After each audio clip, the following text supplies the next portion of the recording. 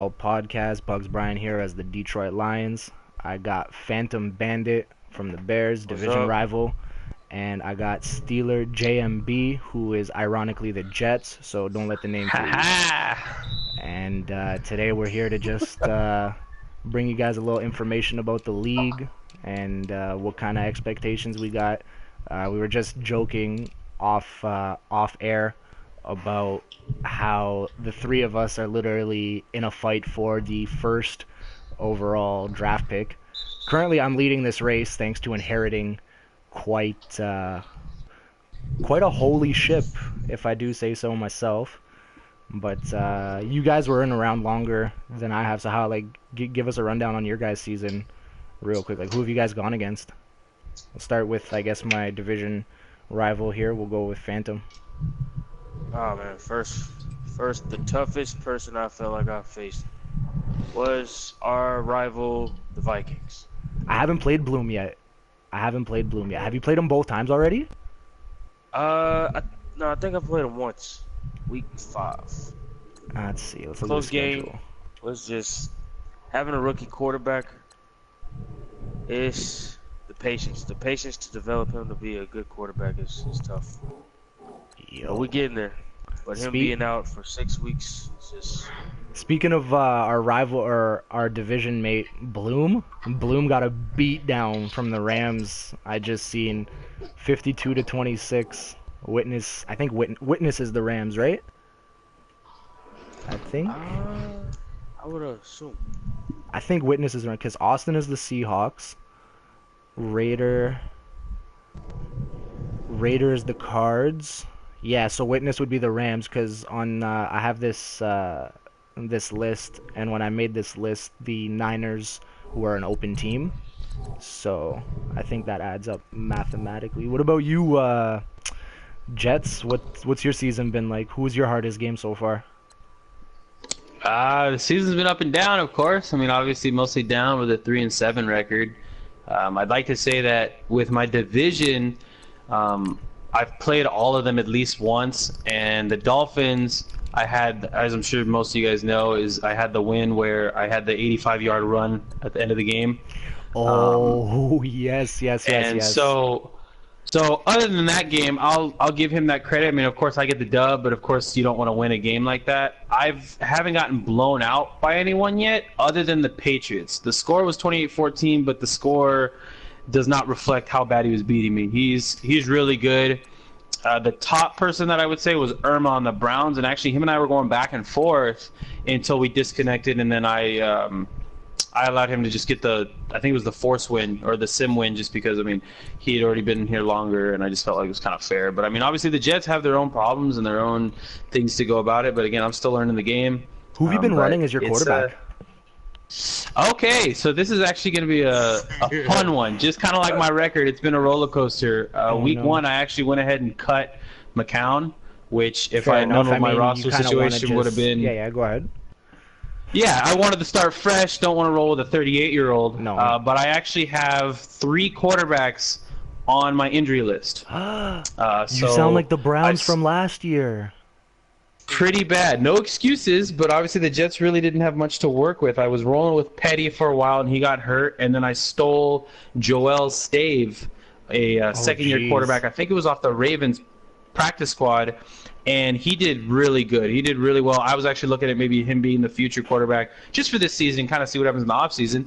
But he tears his knee, so he's out. And so now I'm using guys who you wouldn't even want as your placeholders. So, That's unfortunate. Man, you gotta love injuries this game. Man, yeah, fun the stuff. Injuries have been pretty ridiculous as far as the rate. Like, even before I joined this league, when I was playing like my offline franchise, like, I was losing like on average of like 3 to 4 players a game, and most of them were like mid-term to like long-term injuries, like shoulder tears, dislocated like stuff at least. But like, and the part that bothered me the most about it is like these were all players that had like at least high 80s to low 90s for their injury rating. So like I found that super annoying. Like, for example, if you lose a guy like Dante Fowler, well, you'll kind of, that's pretty realistic. Dude goes down like 2 years in a row. But Yeah. then if you lose a guy like Stafford, it kind of makes less sense because that dude hasn't gone down since like 2010. So it's definitely been interesting. Like I haven't been able to. Here, let's see. Transactions. Is there an injury report here somewhere? Here. Where is the injury report? It's got to be somewhere. News. Because like, there's no way that we're the only people dealing with injuries. With major injuries. No, I think everyone's kind of dealt with some injuries. As I'm going through it right now, the Lions actually have come away with no injuries. Actually, and then well, everyone else. That's not entirely accurate. When I inherited this team, both Amir Abdullah and Theo Riddick were injured. I don't know how long they were injured from previous because when I got the team, they were coming back the next game. Like when I played the Steelers, I had one running back on my roster that was active. The rest were injured. And then, like I said, I think I was telling Phantom earlier how as part of the sim, it was like I was getting like notified that it's like, yo, I'm running too much of a certain kind of play. But it's like at the same time, I've only got one kind of a back. I don't have the ability currently with the roster I have to be able to be versatile, and especially in that game specifically, like one running back, and it was Dwayne Washington. Dude's like what, 5'10". What is this guy? Oh, he's 6'2", but his trucking is 56. So it's like, why are you 6'2"? Like you might as well just be a wide receiver. This dude's got 90 speed, 90 acceleration, but 56 trucking. So it's like, great, dude. Like, you're a huge scat back. That's just what we need. Yeah, you might as well go try to get Derrick Henry from the Titans. Yeah. So, yeah, that was kind of an issue. Like I'm still getting adjusted to trying to balance everything, but again, it's like you work with the team you have, right? Not the team you want. So it's like Yeah, I can try to run these power O's, but it's like, why would I run a play that's not built for the team I have? It's like, I don't have great big hogs up front. I've got a pass blocking O-line. And like I said, you work with what you got. So, Definitely. on that note, let's take a look at the standings. Right now, Bloom has a 3-game lead in the North. Who's in the playoff picture right now? Let's see. NFC. I don't think any of us are. But, we have 2 undefeated teams here in the NFC. Cardinals at 9-0 and Giants at 10-0. And then on the other side, there is not an undefeated team.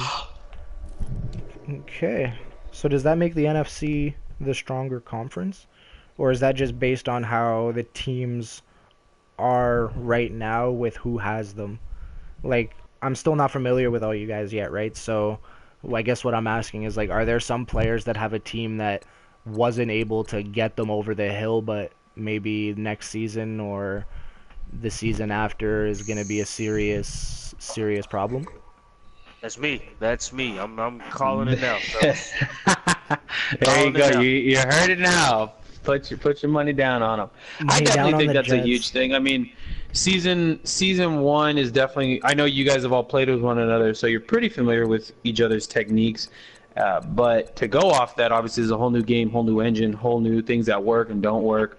So I think season 2 and 3, you'll definitely see a more consistency. Not to say whoever wins the Super Bowl this year will never be in a Super Bowl again, but you have to take it with a grain of salt. You know, it's the first year. We're getting used to things. Maybe 1-2 key injuries don't happen next year because I know that we're adjusting the slider a little bit. Injuries isn't an excuse, but it's definitely something to take some value in. But I got to give a huge shout out to the NFC. I'm looking at the standings right here, and I think one thing you got to really look at is I know the Cardinals and Giants are both undefeated, but I would give it to the Cardinals simply because they've allowed almost half the amount of points at only 120 points in 9 games. That's fucking damn. That's very impressive. Again, the Giants have scored 100 extra points, But when it comes to this game's defense not really being the best that Nobody's we've kind of experienced, nobody's even I mean, touching him. Jeff is the yeah, closest person for points against with 177. And then after that, there's 120, nobody that's under nasty. 200. Like, yo, that is ridiculous. Hmm. Wow. And I bet if you were to dive deeper into his stats, his turnover ratio is going to be really good for him to have those types of numbers. Well, He's really That's protecting the ball insane. and taking it away. that means the people that play against him gotta buckle down and bring their A game. There you go. Can't take any breaks. I seen Hmm. off the top, who does anybody know who Miami is off the top? Like, who? It's Burgundy Gold, right? Right. I think so.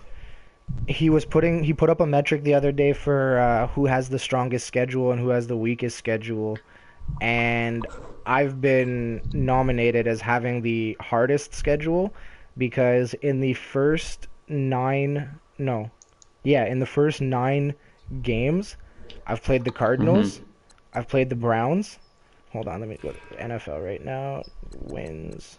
Let me make sure this is ordered in the right direction. Okay, I played the Giants. I've played the Cardinals, I've played the Browns, I've played the Steelers. That's 4 of the top 4 teams. I don't know if I've played the Vikings yet. I don't remember. Oh yeah, I did because if I just played them in week 4 of the regular season, that would make this. So 5 of the top 6 teams, 6 of the top 7, and yeah, I've played 6 of the top 7 teams out of 9 games. Definitely a rough schedule.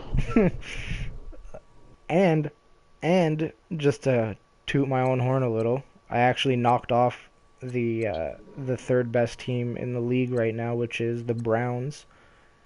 And I must say, I was pretty impressed with my offensive display in that game, considering how little he's allowed everyone else. Because of his 208 against, I think I'm 24. So I'm actually over 10% of that total, which is, Damn. I guess, something to build on, right? Because like I said, I'm only 3 games deep, and one of those 3 games is a sim because I was at a wedding. So Hmm. there's something to be taken. Like week 17, regardless of where I am in the draft situation, because being 1 and 8 at week 10 or 11 or 1 and 9 at this point, it's like, what am I gonna do? Try to run the table and miss the playoffs with like a 8-8 record? So it's like I'm gonna try to compete and win where I can. But my biggest goal this season is to absolutely demolish the Packers. I just hate them so much in real life. Like, it's nothing personal against Slages, but I just hate the Packers so much.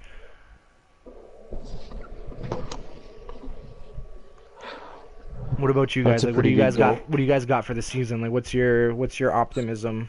Like, what's your adjusted season goal? Uh, I just wanna be able to. I'm aiming to get back to 500, regardless of injuries. Mm, I'm just too stubborn to have a losing record. yeah, I understand that. Yeah, like I want to swing for 500, but I also like as a GM, like to be able to sit back and assess like the ship I inherited, right? It's just like I could go for the attempt to try to run the second half of my table and try to make like a valiant effort in doing so. And again, I could end up screwed at the end of it, missing the playoffs at 8-8, and then I technically would double screw myself because not only do I miss the playoffs, I also end up with a way worse draft position. Yeah. So it's like I gotta find a happy medium between like not tanking, but at the same time, I don't want to leave myself in such a bad position that I have no hope.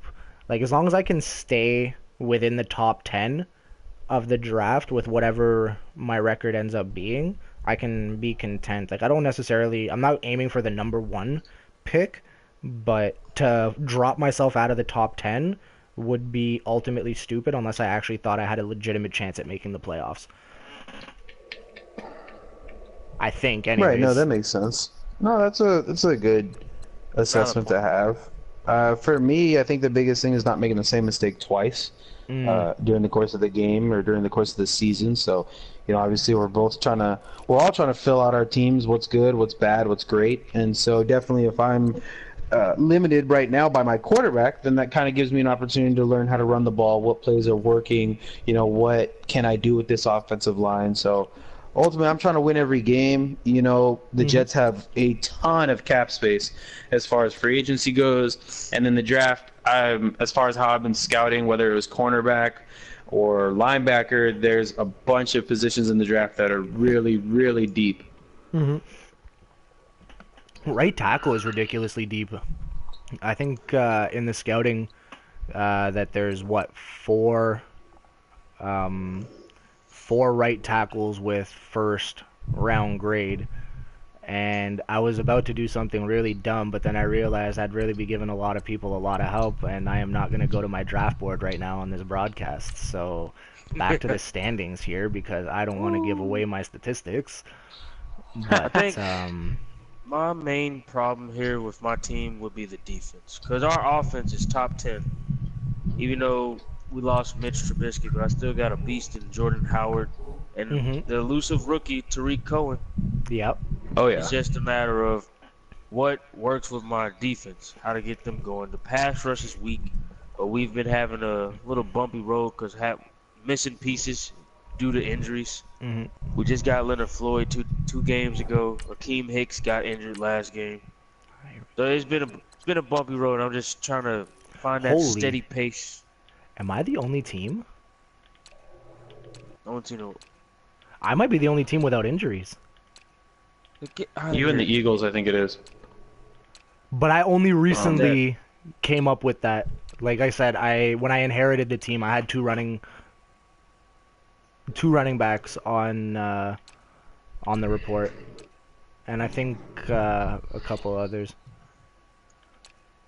It's like you inherited a bad team with no injuries with a few injuries. You're right. Eagles also don't. Yeah. Wow. So me and the Eagles. A team with Oh no! You hurt Terrence Brooks? I hate you. Why is everyone hurting my Florida State players, man? Leave them alone. Just let them prosper. What if they hurt themselves? There you go. You ran into my hit stick. What was I supposed to do? I like that. But no, I seen Eddie Goldman on the Cardinals go down, and I just seen on your injury report that Terrence Brooks is down, and it's like, man, some of these injuries, man, it's like you got Chad Kelly with a foot. Poor Chad Kelly, he don't even have a picture. Nope. Oh, no. Yeah, the injuries are very crazy this year. I mean, not even with the amount, but also there's certain things that they fixed in the game. Like O-line, you think about it, O-line never got injured in Madden. Even Simmons, only Simmons, and that was really rare. But no, you never had a huge gain on a pass or a run, and then the O-line got hurt. So that's really rare. And then I don't know if everyone's familiar with this, dating back from last Madden, and ever since I started CFM, if you only ever had two quarterbacks on your depth chart, your quarterbacks would never get hurt. You could have Colt McCoy get a hit stick from Ed Reed, and he would still pop up 10 times out of 10. It was just a glitch that Madden had, and this year's not the case. I was rolling with two quarterbacks, not realizing it, but then as I was going into the game, I was like, oh, this is a good advantage because I've already lost two quarterbacks. Nope, I lost a quarterback, and I was down to one quarterback and a punter for the remainder of that game. No way. So I didn't even know that. I didn't even know that was a thing. That I guess, would it be a glitch or a bug? It was a glitch, and that's why a lot of CFMs asked you to keep three quarterbacks. I think realism, and then some commissions who didn't want to share this, but also it was to get that glitch from being exploited. Like I said, you roll with two quarterbacks. I think offensive lineman was a thing too. If you only carried the five, they would never get hurt or tired. So just different little things that you kind of learn as you play. But obviously this is not the case this year where it's kind of more realistic. It's going to definitely encourage us to really look at the rounds realistically 4 through 7 for depth, because it's just these crazy injuries that are happening almost on a weekly basis now. Yeah, no, I feel that. Yeah, Hopefully the slider in the offseason will offset a little bit of this because just looking at some of these injury reports, like poor like some teams it's just like you have no chance. Like actually here it's funny you're talking about O linemen not going down on Cowboys injury report. Their center has a broken thumb with 1 week left on his injury, so whenever he injured that. Oh no, Jarvis Landry. Eagles are clean. Jeez, poor Falcons. Grady Jarrett out, Devontae Freeman out, Sanu out, Incognito out. Jesus. Yeah, I'm just trying to very. see who's been hit the hardest by like having like high quality players. Like, yo, Jets, man, you got 6 injuries and like they don't look significant, but considering the best player on your team's probably like an 81 anyways, these 75s and 76s on here look really bad. It's tough. I typically try not to pay too much attention to overall, and normally my rule of thumb has always been scheme over team. Yeah. And that's kind of normally what I roll with, and so that's kind of what I'm going with now. Is I'm still learning. I'm still trying to get the course of the game, what plays work, what plays don't. I don't know if you guys played CFM 2-3 years ago. Buck sweep was almost unstoppable. 9 times out of 10, you run buck sweep, works all the time. Last year, counters weren't that big. Counters now this year, I feel work a lot better. So it's just kind of figuring out things. I know that Giants, is a really big Madden player. He plays a lot of Madden, and so he's able to have that advantage, so to speak, in getting a lot of practice. So that's definitely something I need to do. So I can't even blame my team. I mean, obviously having a 62 overall quarterback sucks, but I'd like to think that if I was a little bit more prepared, Petty and whoever else that I had playing after him wouldn't have gotten hit as much. Yeah, that's pretty fair. Man, listen to this for Patriots. Devin McCourty out, Dwayne Allen, Dante Hightower, David Harris, and Adrian Peterson. The shortest injury here is 1 week left for Allen and Hightower on an abdominal tear and a shoulder tear. So those were definitely not like 2 week, 3 week injuries. And then McCourty's got broken ribs. David Harris tore his pecs. He's out for 35 weeks. And Peterson has an upper arm fracture. So, poor guy over there. Raiders are all right. Ooh, Rams lost Goff, but they get him back after next week. Yikes. See, like, it's got to be hard to be one of these teams that has, like, some of these young pieces that you're trying to build around, and it's like, you might make the playoffs and you might compete, but, like, you're not necessarily, like, Super Bowl bound for sure. And then if you lose the piece that you're trying to end up building around, I feel like that would definitely throw in a huge wrench into the way you would want to, like, handle shit. Mitch Trubisky. Yeah, like how would you say that that's affected your approach with how your season? Like when did he get hurt? Last week or the week before I played the Packers. So, we're in week 11, I think. Yes, he got injured in week 9. Week 9. Yep. All right, so it's relatively new. So that's 9. So he's missing 10, 11, 12, 13. So he'll be back for what, the last week of the season? Yeah. And the crazy thing is, fun fact, I traded Eddie Goldman away I seen to that. the Cardinals to beef up my O-line because I knew how injuries were and I wanted to make sure he didn't get hit as much. But Kyle Long ended up getting injured. So the left side of the O-line was weak. Damn. So, one thing led to another. He's out for 6 weeks. There goes his Rookie of the Year campaign, as well as trying to develop him even further for next season. Man, I gotta keep. Actually, I'm gonna go to individual stats here. Now that I know that my linebacker Gerard Davis is in contention for D-Roy, I gotta see what I gotta do to close the gap between him and Hassan Reddick. Let's see.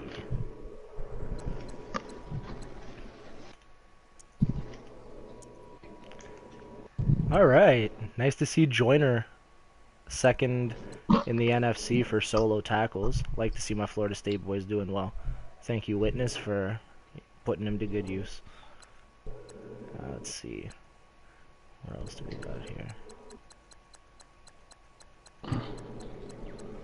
Yeah, those awards are definitely going to be where you're going to make up a lot of your XP. I was playing CFM like 2-3 Maddens ago when you would just do the practice. I don't know if you guys were familiar with that. You would do the practice. It was kind of when they first started getting the XP back. And no matter what position you were, no matter what year you'd be in the league, you would always get 2,000 XP. Yeah. Yeah, so that was really beneficial. It was really nice. You didn't really have to worry about awards. And when you couple that plus the awards, there were players who would be rolling away with like 180,000 XP. That's crazy. That's crazy. I know it was insane, but definitely now that they have they've toned that down, it kind of gives you more of a reason to go after those awards. Is that the free practice that you're talking about, or just like the game situation ones? Well, like 2-3 Maddens ago, it was like a mini game mode where there was different ones, right? And it wasn't based on position; it was based on how much XP you would get. Obviously, the higher XP, the more difficult the challenge was. And so the practice was, I'm kind of paraphrasing, but I think it was like a 2-minute drill. You have to score and win the game. Well, if you beat it, so you had to play it. There was no simming practices, right? So you had to play it, but by playing it, every player on your team would get 2,000 XP. So essentially, you could have backups who, during the course of 17 weeks, would get 34,000 XP and never even had to see the field. Dang. So it was definitely a way for you to. It took the strategy out of it because I never had to worry about drafting people because it was like, well, why don't I need to draft anybody? My 2-year pro can just get 64,000 on the bench the next 2 seasons and then be ready to take over for Ben Roethlisberger or Tom Brady or whatever. Yeah, it's definitely something I was not aware of. Ooh, yeah, but they've changed. I mean, you live and learn. CFM's always growing. Man, you got some experience with connected franchise mode. Yeah, I really love like picking it apart and kind of just seeing what works, what doesn't. I actually used to play with Jeff like 2-3 Maddens ago before he started NEFL in a separate league, and he was just kind of frustrated with the way the league was running. And eventually, I took over that league, but that was after he left, so we never got a chance to really reconnect until now. And so I always loved like learning about those different aspects of the game. You know, learning about different things, not just calling a money play or a nano, if you will, and just playing. Oh, nanos are actually nanos are a reason I stopped playing Madden for like 4 years. I back in like what, maybe 2011 or 12, because that's when Calvin Johnson was on the cover. That's when I think I was at like my peak Madden game, because that's when I was like super like cocky enough to like go online to Virgin Gaming and like play those money games. Oh yeah, that's right. I remember those. Yeah. So I'd play them, and I think I swung maybe about 450, maybe 420, as far as like winning percentage. And the reason being, and I consider myself to be a sportsman. Like I can admit when I'm defeated, I can admit when someone's better, and all this shit. But when folks are using glitch plays and like bugs to blitz and leave your corners on retard mode, then I don't consider that playing the game anymore. I consider that who knows more cheat codes than the next guy. And when it got to the point of that, I lost my interest in Madden for about 2 to 3 years.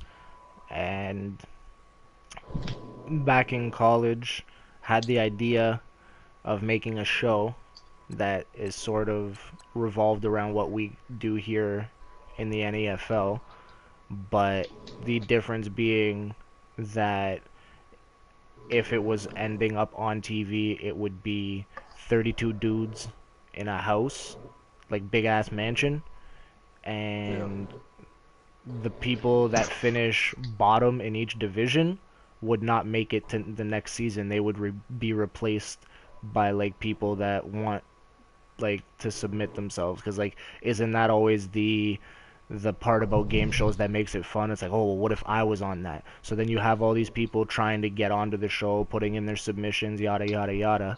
And then to avoid people tanking, you don't want to finish last in your division because that means you're not back next season. Right, right. So yeah, that's an interesting twist on how to like put video games kind of more mainstream. And the way I would personally think it would be executed best is to have the season premiere the day after the Super Bowl on the NFL Network, because off season for football is fucking awful. Like, think about this. How many days can you really rewatch the fucking combine? Like, enough. They're running 40s and doing shit I see them do in practice. Like, am I really gonna figure out who these prospects are gonna be just by them benching a couple times? It's just like, I absolutely don't get it. I really don't. Like, the combine has to be one. I enjoy it, but do I really have to watch it like 17 times between February and April? Like, True. The one thing that just absolutely kills me is when I turn on the NFL Network, just randomly, and it's the same position group I saw every other time I turned it on. It's like, can you guys just get a better rotation, please? Like, I cannot just be coincidentally picking the worst times to watch this, because how do I constantly end up watching the tight ends and linebackers? You know what I mean? It's super frustrating. And it's like, you'd think by now, with how much money has been generated by like NFL Network, NFL Red Zone, and all their TV deals, that they would have more original content than just NFL Films Presents. That's fair enough. Because realistically, with NFL Films Presents, it's like you're realistically just using archive footage and then interviewing a bunch of people. So it's like, even that is pretty fucking lazy. So, I don't know. I just think that something new and original needs to be done to make the off-season more entertaining. Like, another example is, it's like, I was telling one of my friends today how it's like basketball and hockey have better off-seasons because they're so much shorter, so you don't keep dissecting the same storylines for months on end to the point where, like, you're running it into the ground. It's like, what was like the biggest, I think to me, and like, we might get a little bit of like comments for this, but it's like, to me, one of the most annoying stories of the off season was, it's like every single team not signing Kaepernick, as if there were more than 4 that actually needed him. Mm-hmm. That's the only thing that I found super annoying. As if like 28 of these teams that aren't completely desperate for a quarterback, or haven't already committed to another young quarterback that need it, those are the 4 teams that should be singled out. But to say that everybody, all 32 teams, have some kind of hidden agenda on this like not signing him thing, it's just like, I don't see how.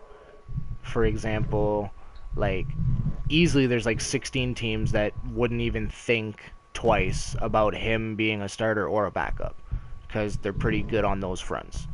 And then you have the other 16 teams where it's like, either they have a guy that just can't get over the hill and they haven't figured it out yet, or they've got a young guy that they're grooming to be their future.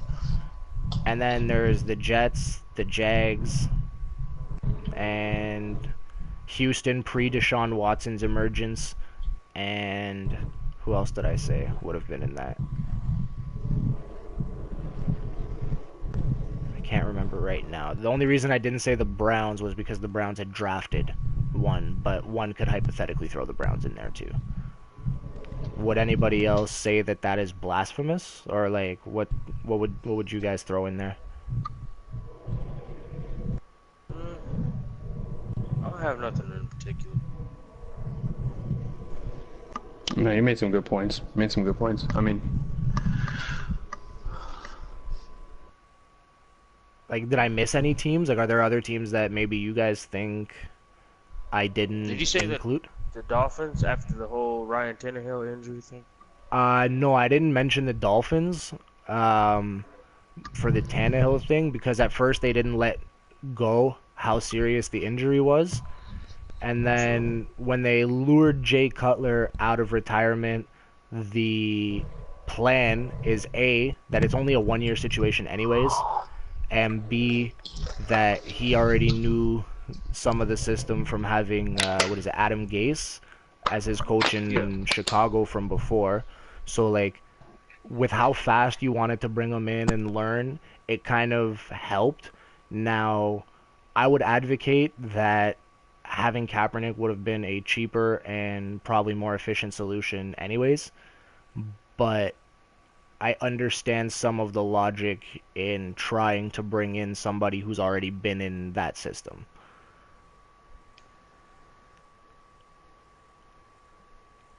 And yeah.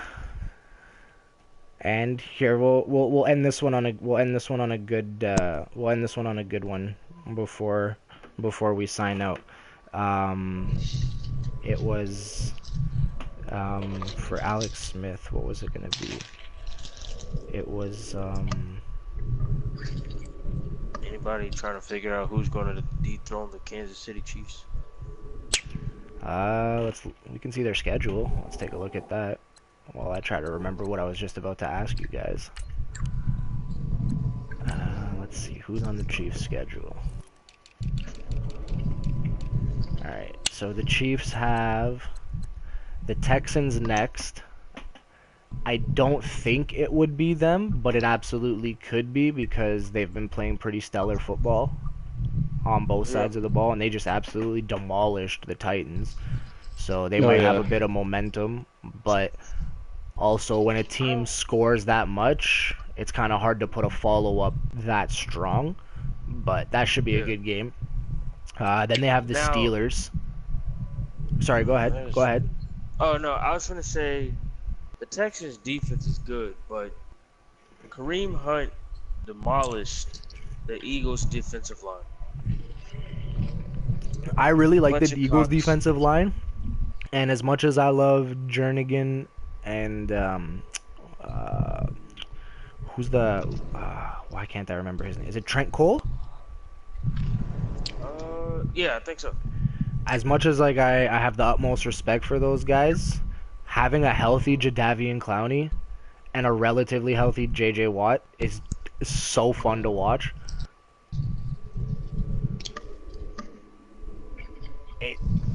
Definitely, that could be a really good game. Yeah. Oh, yeah. Man, how about the way? Did you guys see how the game ended tonight?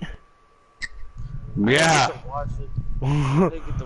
What a finish, man! Like, wow. Just. I like the heart of the Redskins. They don't go out without a fight. No, the Redskins are impressing me this season. Like I was throwing a lot of salt and shade on them preseason because it's like I'm still not sold on Kirk Cousins, but that defense is pretty up there. And I was telling my boy tonight when there was like 4 minutes left in the game when Washington got the ball back to drive for the win. And I texted my boy who's been trying to get me on the Kirk Cousins train, and I told him if Kirk Cousins drives for this win, my eyes will be tuned in. Like you'll have my attention. And then, well, he doesn't have my attention. He almost did it. Like he was really close. No, yeah, he was running a lot. Close enough.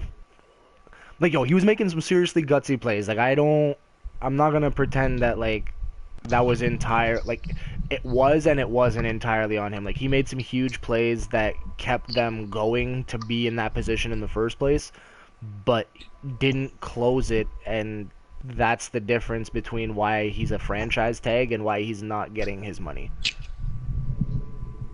In my opinion. That makes sense. So yeah, you got the Texans is the Chiefs next game. Then there's the Steelers. Yo, these guys have a gauntlet coming up. They have Texans, Steelers, at Raiders versus Broncos, at Cowboys before their bye week. That is a gauntlet. I'd be Damn. thoroughly impressed if they make it through there without one loss. That's a Yo, schedule, man. Well, with Derek Carr being out, that Raiders game isn't as tough. Hey, as a Florida State Still, guy, EJ Manuel's pretty good. No, that's not entirely true, but he actually looked all right though in his one. What was it? Three drives that he got, I think. I seen at one point he yeah, was like 8 for 10, and I was like, oh my god, EJ, I'm so like happy that you're throwing the football complete. Like right. watching, my dad's a Buffalo fan, so like watching him in Buffalo was like horrible because it's just like there wasn't really a good O-line for him, so it's like he's getting rushed half the time, and it's like he's already sort of a loose arm to begin with, yeah. and he ended up 11 for 17, 106 with a pick. Aw, that's unfortunate. Definitely looking forward to that Chiefs Steelers game. That'll be a good one. Yeah, that'll definitely be a good one. Man, all these next 5 games for the Chiefs are going to be good. As long as they're undefeated, those will be must-watch NFL. Yep. I feel like if they can stop Kareem Hunt and make Alex Smith throw the ball more, the game won't be as Oh tough. my God. If these guys make it to week 10, their bye week, without losing, there is, I'd say, a Super decent Bowl. chance that they can, not Super Bowl, I think they could actually do the 16-0 thing because their schedule is pretty featherweight after their bye. They go up against the Giants, the Bills, the Jets. Then they have the Raiders, the Chargers, the Dolphins, and the Broncos. And I'd say there's like maybe 2 hard games at the end of that schedule. 3 of those I'm not too games, familiar 4 of with- those games are at home. I'm not too familiar with Andy Reid's coaching, but he seems the type of guy that would probably sit like an Alex Smith or Kareem Hunt. In At week the end of the 16 and season. 17 if he was 14-0. Yeah, you're absolutely right. He definitely would. No, he definitely would. But man, again, Patty Mahomes is fucking sweet, and we already know that Sharkhandrick West is pretty fucking good too, so not even sure that that would be a huge issue to begin with. It would matter about who in the trenches is out of the game. Oh yeah, agreed. But if they can make it to week 10 without losing, then I could see a good chance of them at least finishing 14-2. Like they go to New York to play the Giants. Holy shit. Yo, this schedule is fucking feathers, guys. Listen to this. Listen to this. Listen to this. They go to New York to play the Giants in week 11. Oh no, they go back home to play the Bills. They would have been better off playing the Bills on the road. But then they play the Bills in Kansas City, then back to New York to play the Jets. If the way I read that at first was that it was also against the Bills in Buffalo, which would have meant that essentially you're not even traveling, you're just kind of chilling for 3 weeks. Get you an Airbnb and have a house for 3 weeks. Fuck a hotel. Ah, man, that's insane that they can finish potentially undefeated. We'll see. I mean, definitely. They have a NFL's gauntlet in front of them. They have a gauntlet in front of them. Like, that's Um, the hardest part of their schedule. But then they pretty much get a cakewalk on the way to the playoffs. That's unreal. Well, that was a good week of football. That was definitely Another good week of football, I should say. Yeah. And I guess since I still can't remember that question, I was gonna. Oh, now I remember. Actually, I do remember the question about Alex Smith. So, Hit me with it. all right. So you guys might know that when Alex Smith was in San Francisco, he went through 7 different offensive coordinators, and now in Kansas City would make it 8, having Andy Reid being the 8th. Do you guys think, with that as a base and how moderately consistent to above average, and like he's kind of gotten better as he's been able to stay in more stable programs, like when Jim Harbaugh came in and gave him solidarity, and then now sitting in Kansas City and having time to actually learn a system, he's been able to thrive to the potential that most saw when they made him a first round pick or first overall pick in the first place? A lot of build up to just ask you guys if you think that one day Alex Smith could make a good offensive coordinator or possibly even head coach, having sat through all those systems and never being dreadful while having to turn over so many systems so fast. So your question is asking if he'd be good enough to be an OC or a head coach, essentially, because of all that experience? Because of all that. Like when he was on his way out with the Niners, I didn't think he was gonna get another landing spot, and I thought, man, he's gonna make an amazing coach as soon as he decides.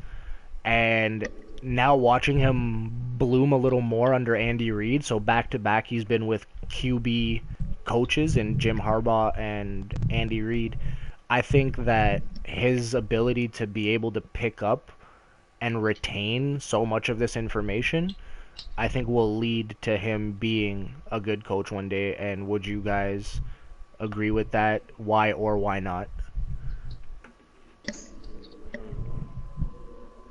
You want to go first? No, I'm still thinking.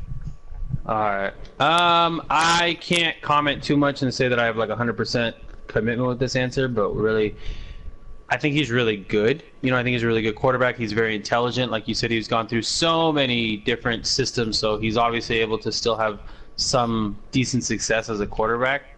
As far as an offensive coordinator, I'm not really too sure. We were spoiled with the likes of like Brady's and Manning's and like Aaron Rodgers and Drew Brees, that they kind of just like fire from the hip and they can already run the offense. So when I try and look at him in the same light that I do them, it's kind of unfair. But there's nothing to say that he can't do that. He can't prove me wrong. Again, it just goes to say that there's a lot of quarterbacks that have played at the same time as him that I see those guys as the next offensive coordinators, quarterback coaches, head coaches. That makes sense.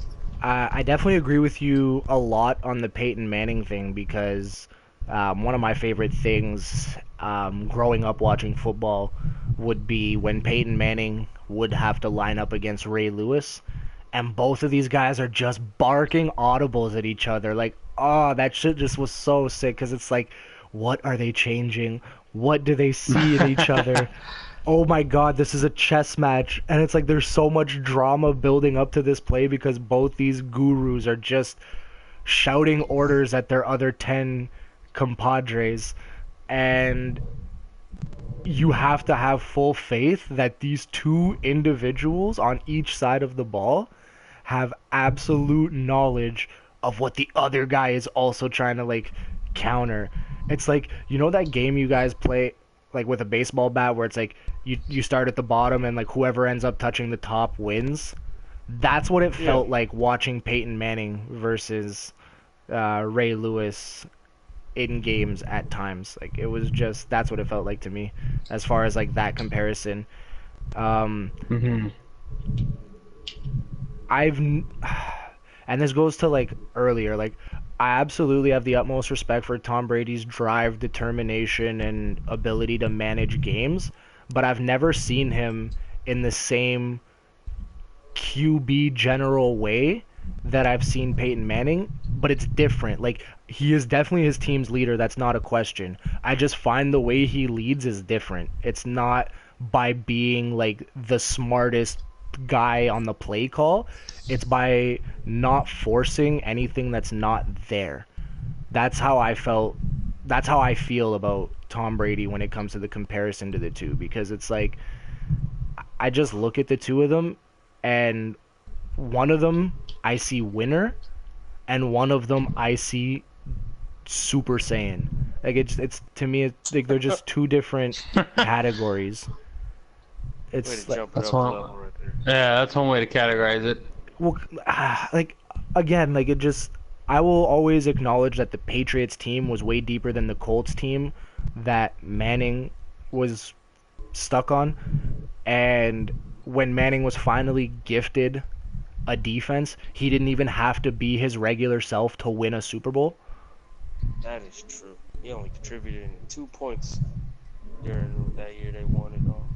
Because I also would advocate, and a lot of people think I'm stupid for it, but I don't think if Brock Osweiler stayed quarterback of that Denver Broncos team, that the Broncos go to or win that Super Bowl.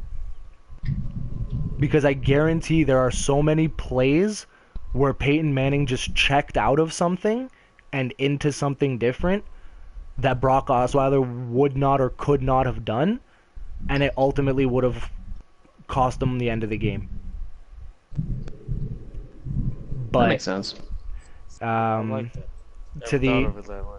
but we're still missing one opinion here on Alex Smith.